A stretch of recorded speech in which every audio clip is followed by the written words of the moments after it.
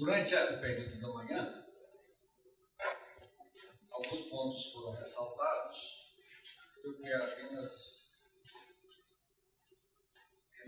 rememorá-los para que aqueles que estejam ouvindo agora no início, pela primeira vez.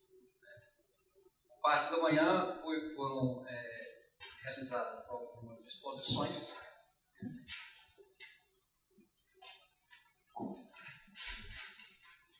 por parte da União dos Juízes Católicos, da Comissão Especial de Liberdade Religiosa da UAB, do Instituto Goiano de Direito Digital, Instituto Resgata Brasil e Polícia Militar do Estado de Goiás. Agora à tarde está previsto o início da segunda etapa da audiência, agora com a exposição do Procurador Regional Eleitoral, agora às 14 horas, com encerramento previsto para 17h30, mediante participação social.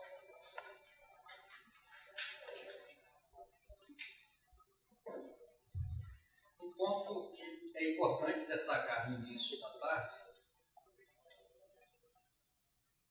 é que, segundo informações disponíveis na internet e na imprensa, o Brasil hoje possui cerca de 130 milhões de usuários de internet, para uma população de 207 milhões de pessoas, tendo o Facebook 127 milhões de usuários, o Twitter 40 milhões de usuários, o YouTube 82 milhões de usuários, o WhatsApp 120 milhões de usuários. Ou seja, nós temos um contingente de pessoas, praticamente 50% da população brasileira está hoje na internet.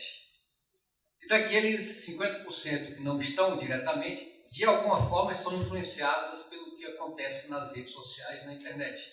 Uma vez que os círculos sociais dessas pessoas acaba formado por integrantes de redes sociais, por cidadãos, por pessoas que participam das redes sociais. Nós ressaltamos pela manhã, então, o grande poder que é concentrado nas mãos das empresas donas das redes sociais, empresas multinacionais, presentes em quase todos os países do mundo. No Brasil, agora, especialmente, durante o processo eleitoral, essas empresas estão presentes, exercendo as suas atividades. Elas, evidentemente, podem continuar exercendo suas atividades de forma lícita e tal, mas nós, como instituição, Ministério Público e as outras instituições do Estado e a sociedade devemos ficar atentos para que o poder descomunal concentrado nas mãos dessas empresas não seja utilizado indevidamente de forma cotidiana e, sobretudo, agora, durante o período eleitoral no Brasil, para influenciar, para manipular, para, de alguma forma, prejudicar esse ou aquele ator do processo eleitoral. É importante que as redes sociais, os provedores de aplicações da internet, sejam, de fato, cumpridores daquilo que determina o Marco Civil da internet, a neutralidade da rede. Diz o princípio da neutralidade, consubstanciado no Marco Civil da internet, que quem provê serviços na internet não tem poder, não pode, não deve discriminar conteúdo. Evidentemente que ninguém tem direito de difamar, caluniar, injuriar, promover notícias falsas na internet para prejudicar A, B ou C, seja durante o período eleitoral, seja fora do período eleitoral. Mas, também, de um lado, não cabe às empresas, por si mesmas, se definirem como juízes do que é a verdade dentro do processo eleitoral brasileiro e no cotidiano do uso da internet por parte dos cidadãos. Afinal de contas, como eu questionei pela manhã, questões como o que é a verdade, o que é censura, o que são fake news na internet, o que são redes sociais na internet, ela se constitui uma ágora, uma praça pública da cidadania contemporânea, que os provedores de aplicações do Facebook, por exemplo, Facebook, Twitter, entendem por verdade e por falsidade, com qual critério se define o que é verdade e o que é falsidade. Quem, afinal de contas, é responsável por definir a verdade e a falsidade do que é publicado pelos provedores de aplicação, ou seja, nas redes sociais em geral. Especialmente o que reverberou nos últimos tempos, aquilo que se denomina como agência de checagem de fatos, vinculadas a estas redes sociais. Qual o critério que os provedores de aplicações, ou seja, as empresas que têm essas redes sociais, adotam para contratar essas agências de checagem de fatos, que se denominam agências de checagem de fatos? Que critérios essas mesmas agências utilizam para supostamente aferir a verdade ou a falsidade e impor consequências aos usuários das redes sociais? Que garantias, sobretudo, tem o usuário de que as suas postagens, portanto, as suas liberdades de pensamento, de comunicação, de opinião, de expressão, não estão sendo violadas de forma arbitrária pelos provedores de aplicação que detêm as redes sociais, a pretexto de, supostamente, defender a verdade e excluir as fake news, do processo de comunicação.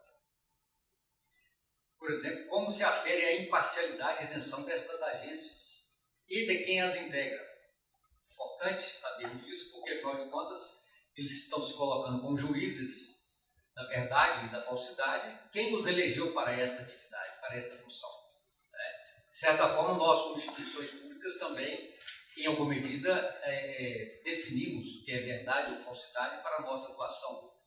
Mas tudo isso sob um crivo, sob um processo previsto constitucionalmente, legalmente, que permite o exercício da ampla defesa e contraditório para as pessoas eventualmente atingidas pela nossa atuação.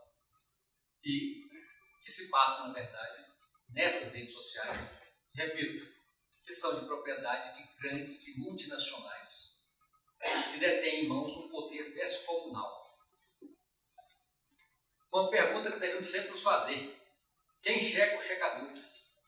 Muitos dizem que o Ministério Público às vezes abusa das suas prerrogativas e tudo mais, que o poder público abusa, e se questionam quem checa, o Ministério Público, quem controla o Ministério Público. Então, perguntemos quem checa os checadores, aqueles que se autodenominam checadores da verdade ou da falsidade nas redes sociais.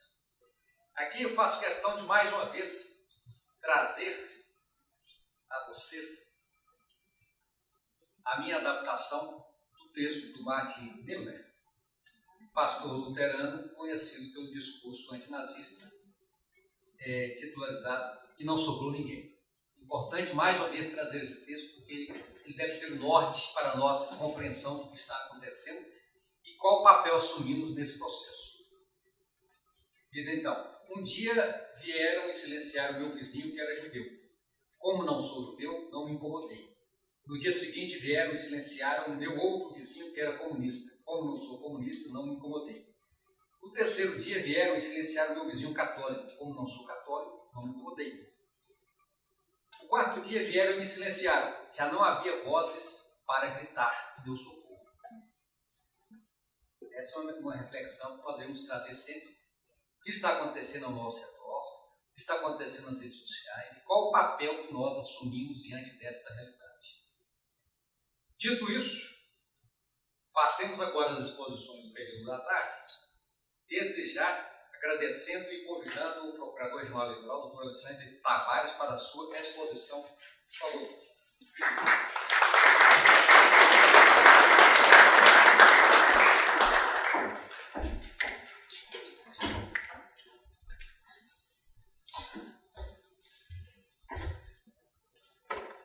Boa tarde a todos. Bem, aqui, na verdade, eu vou falar um pouquinho sobre a fake news na perspectiva eleitoral, que é o objeto aqui que eu fui convidado para debater com os senhores. Realmente vai ser uma conversa informal, vou situar os senhores dessa matéria na temática eleitoral. Bem, toda campanha eleitoral, quem pretende chegar ao poder, ela é feita de proposições positivas, ou seja, apresentar propostas, ideias, e crítica à vida do outro, críticas sobre o outro, propaganda eleitoral de cunho negativa, que também é lícita nesse jogo dialético de debate que os candidatos, ou pré-candidatos e depois candidatos, utilizam para convencer o eleitor a obter o seu voto. Bem, nesse jogo sempre existiu a mentira, né? Dentro da propaganda eleitoral negativa, o uso muitas vezes da mentira, seja por factoides, implantando isso em jornais, em panfletos. Por exemplo, nas eleições passadas tivemos até panfletos derramados de helicóptero em determinado município para difamar o outro candidato. Então isso sempre ocorreu nas eleições. Agora, com as redes sociais e o aumento da internet, e cada vez mais, a cada eleição que passa, as redes sociais vêm ganhando uma relevância maior, essa mentira ganhou uma dimensão maior, que agora se dá o nome de fake news, né, um nome moderno para algo antigo, que é a mentira, pelo potencial viral e o potencial de circularização dessa mentira nas campanhas, ou seja, para fins eleitorais. E isso pode se verificar de várias formas. E nós temos um problema no eleitoral. Primeiro, que a campanha tem um prazo de duração curto. Segundo, a maior parte dos processos eleitorais, como diz, são muito singelos e até difícil você instruir isso. Por isso, na legislação eleitoral, mesmo antes de surgir essa temática nova, o primeiro ponto que nós temos é assim, o princípio da liberdade de expressão do eleitor. Então, ok, nós temos uma dicotomia aqui. Nós queremos manter a regra do jogo, evitar ilicitudes, ou seja, que determinado candidato ganhe com ilícitos, como, por exemplo, uma campanha falsa de detração do outro com mentiras, né? Aí seriam as fake news, e que isso hoje pode ser potencializado pela internet, como, por exemplo, utilização de robôs, ou seja, com a utilização ilícita da internet para propagar essa mentira. Então, nós temos essa tensão entre esses valores, ou seja, coibir eventual abuso, e obviamente que esse abuso teria que ter o elemento gravidade para poder contaminar uma eleição, e ao mesmo tempo a prevalência da liberdade de expressão. Bem, o que a lei eleitoral, primeiramente, ela define como mentira para fins eleitorais, seria o fato sabidamente inverídico. A lei eleitoral diz que é proibido, né, a manifestação, por exemplo, do eleitor, ou seja, das pessoas físicas, na internet, ela é livre, ou seja, ela tem uma prevalência maior pela liberdade de expressão, ressalvado o fato sabidamente inverídico, ou seja, de ficar divulgando algo que é escancaradamente falso, inverídico, ou com ofensa à honra de terceiros. Obviamente que quem vai para uma disputa eleitoral, quem quer se tornar um homem público, não pode ter uma grande sensibilidade. Eu, particularmente, como se diz, dou uma prevalência à liberdade de expressão e, ao meu ver, ofensa à honra é algo realmente gritante contra o candidato, que ele vai buscar nas vias comuns uma eventual indenização ou na justiça eleitoral uma suspensão, aplicação da multa, vai depender do caso concreto. E o fato sabidamente inverídico é aquele que independe de uma produção probatória, uma coisa que é escancarada. Eu falo, por exemplo, que fulano foi condenado por peculato. Não existe condenação nenhuma do fulano por peculato. Ou seja, você puxa ali nas redes, puxa em qualquer vara, não existe condenação nenhuma. Pode ser que seja um fato sabidamente verídico, que é de fácil aferição, porque é um dado objetivo. Já é diferente, por exemplo, se eu falo que não, fulano desviou dinheiro. Pode ser que seja um fato mais aberto. E aí realmente é sabidamente verídico, não é? Que contexto é esse? Ou seja, então se demanda algo, diremos, que vai demandar você perquirir, você vai demandar algo que está numa zona cinzenta, não sabe se é, se não é, não cabe ao candidato que se sente ofendido rebater isso na propaganda dele ou pelas vias, pela própria rede social. O problema que surge dessa temática da fake news, estamos falando pontualmente, questões pontuais que podem ter de fake news. Agora, o problema que muitas vezes, e aí a problemática é a justiça eleitoral, o ministro Luiz Fux, traz, e aí você vê uma discussão ampla do que aconteceu ou não na campanha americana, por exemplo, com Donald Trump, com a Hillary Clinton, seria se houvesse, e aqui estou falando em tese, alguma campanha orquestrada de difamação de um determinado candidato para destruir uma candidatura. Ou seja, e não estamos falando de coisas pontuais, e sim de algo orquestrado, com propagandas negativas e muitas vezes por vias ilícitas. Por exemplo, a utilização de robôs, que é vedado pela legislação eleitoral. E aí poderia-se ter uma campanha de detração crítica com utilização ilícita para destruir uma candidatura. E aí nós sairíamos daquela questão individual de liberdade de expressão, de postagem isolada, para algo que assumisse uma gravidade de abuso de poder.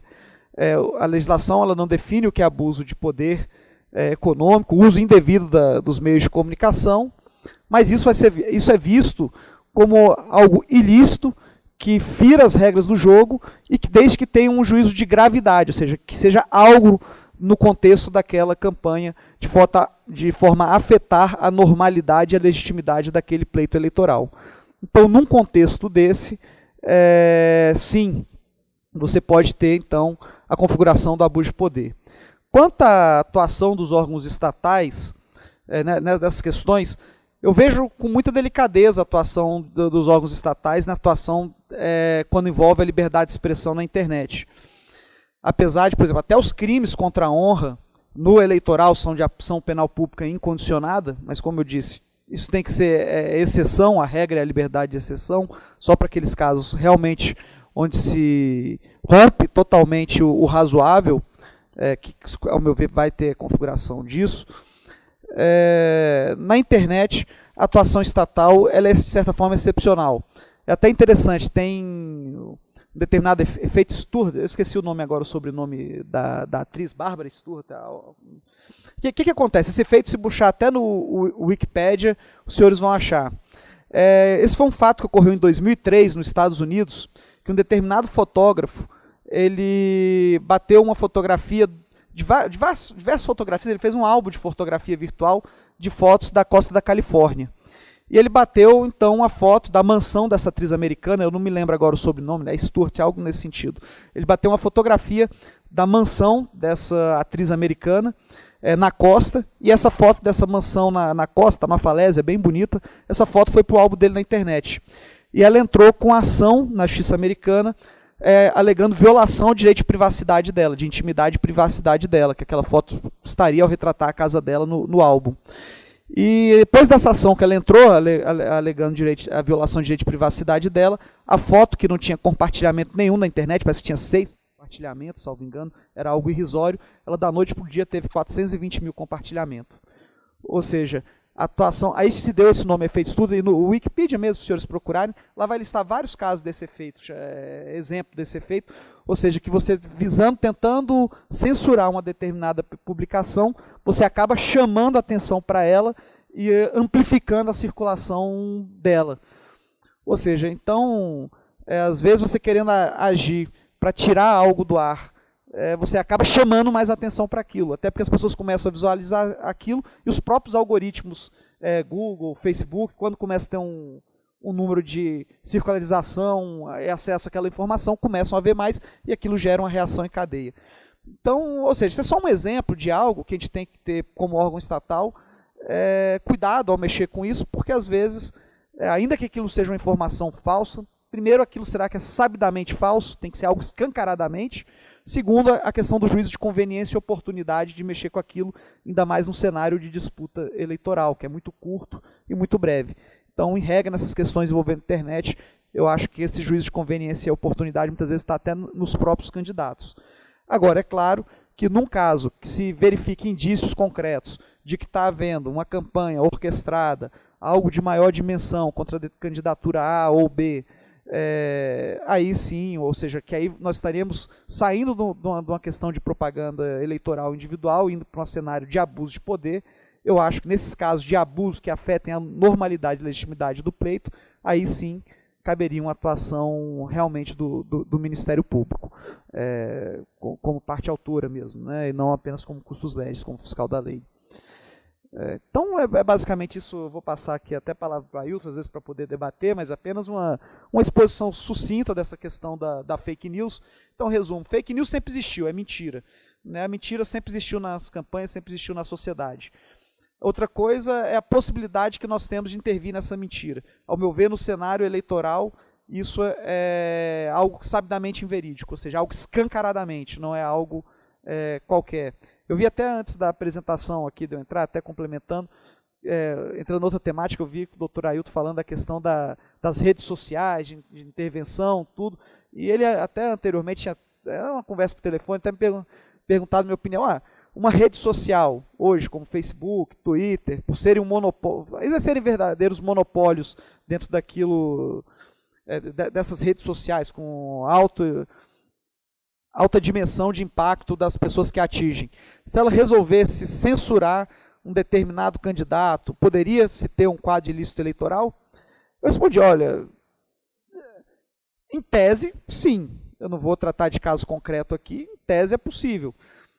Agora, essas questões das redes de checagem. Ao meu ver, redes de checagem, é possível você ter rede de checagem? Sim. O que é rede de checagem? Checar aquela informação até para que a pessoa possa ver o conteúdo daquilo.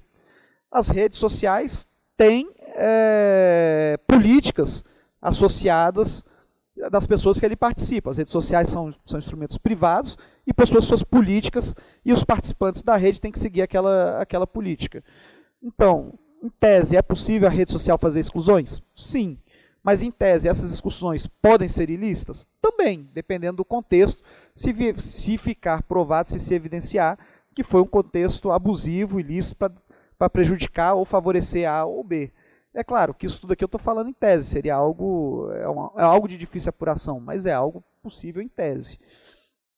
Agora, o maior problema da fake news é que muitas vezes aquele senso de confirmação, até esqueci o nome, tem um nome teórico para isso, ou seja, as pessoas têm tendência a acreditarem naquilo que elas já pré-acreditam, que ela pré-estabelecem. Então, muitas vezes, a pessoa recebe aquela informação. Antigamente, a imprensa tinha esse papel de checagem no que ela divulgava.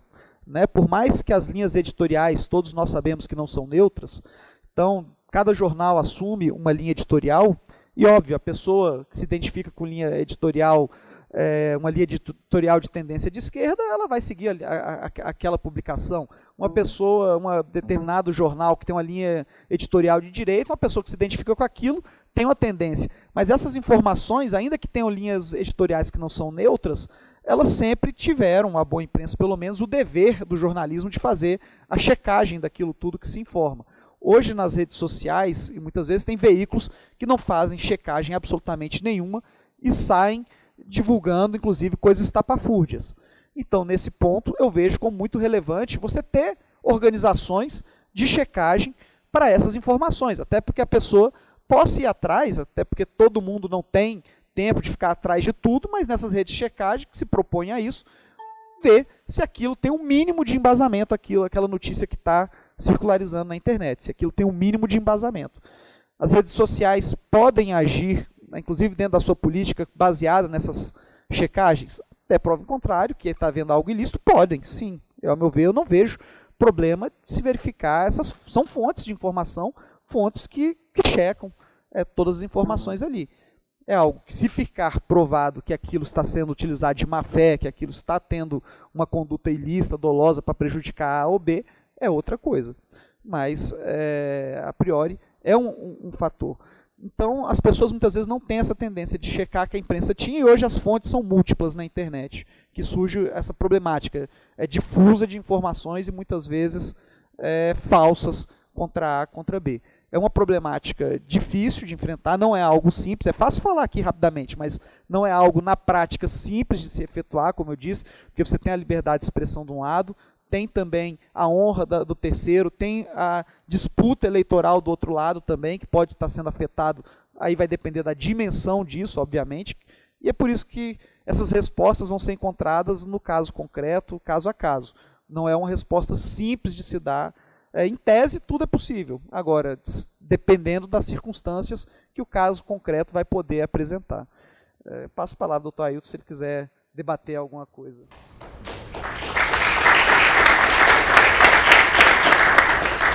Eu sei que o seu tempo está exíguo, Alexandre, mas eu quero fazer, na verdade, uma indagação, especialmente para que possamos depois evoluirmos no Statarte. Eu mencionei antes que O Facebook tem 127 milhões de usuários no Brasil, o Twitter 40 milhões, o YouTube 82 milhões e o WhatsApp 120 milhões. É um poder descomunal sobre as condições de comunicação, de transmissão de informações, de opinião desse contingente de pessoas. Por um lado, a lei eleitoral veda a doação de pessoas jurídicas para a campanha, de candidato, de partido político, de coligação. Uma empresa, em tese, uma rede dessas, se ela assume um viés em favor de uma representação política X, A, B ou C, em detrimento de outro, ela poderia configurar a prática de abuso de poder econômico? Bem, estamos falando aqui em tese, até porque eu não vou tratar de caso. Bem, o primeiro ponto é que na maior parte, Facebook, as redes sociais, Twitter, Instagram, são meio de divulgação de informações e não elas necessariamente responsáveis pelas informações, isso como regra, né? Ou seja, elas não atuam, elas apenas são meio pela qual as pessoas utilizam para divulgar ali. Então, em regra, elas não são responsáveis pelas informações divulgadas pelas pessoas. No entanto, a partir do momento quando elas atuam diretamente na rede, seja para excluir ou não, dependendo do que for feito, é óbvio que hoje você, apesar de você poder ter outras redes, elas se tornaram verdadeiros monopólios. Tanto que vê, por exemplo, Orkut. Ninguém mais hoje, na época tinha Orkut, ninguém mais usa Orkut. Hoje é o Facebook, né? O WhatsApp é um meio de circulação de informação. É claro que você tem o Telegram, tem algumas outras, mas é a principal. Essas redes assumem verdadeiros monopólios em termos de rede social e tem uma relevância muito grande. Então, em tese, falando aqui em tese, como eu disse, é possível essas redes inclusive fazerem checagem, elas têm políticas dos seus participantes, como eu disse no primeiro ponto. Então é possível elas fazerem exclusão ou não? É possível. Agora, se efetivamente comprovado algo direcionado a favorecer candidato A ou B, até pela força que elas têm, as redes, e serem pessoas jurídicas que têm que se manter neutra na disputa eleitoral, ou seja, não devem participar, sim, seria em tese possível, dependendo das circunstâncias de um caso concreto. Né? Respondendo em tese, porque em tese, como eu disse, a figura do abuso de poder, ele não é uma figura no direito eleitoral fechado, ele não é tipificado, tais condutas representam abuso de poder. O abuso de poder no direito eleitoral, ou uso indevido dos meios sociais de comunicação, eles são condutas ilícitas que firam a normalidade e a legitimidade das eleições e que têm um juízo de gravidade proporcional àquela disputa eleitoral. Por isso que, por exemplo, o que pode ser grave para uma disputa de vereador, onde se define ali uma eleição com 1, 2 votos, pode não ser grave para uma disputa de governador, por exemplo. Por isso que a figura do abuso ela é definida no caso concreto. Então, em tese, é possível. Em quais casos? Aí, obviamente, que isso vai depender, mas é óbvio que teria que ser algo grave, teria que se provar que efetivamente foi algo orquestrado, algo direcionado para uma determinada conduta ilícita. Então, estou respondendo em tese, até porque eu não...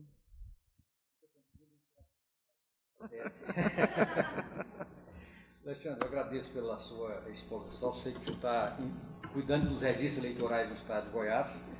Mais uma vez, obrigado e sigamos no debate sobre essa matéria. Ok. Obrigado.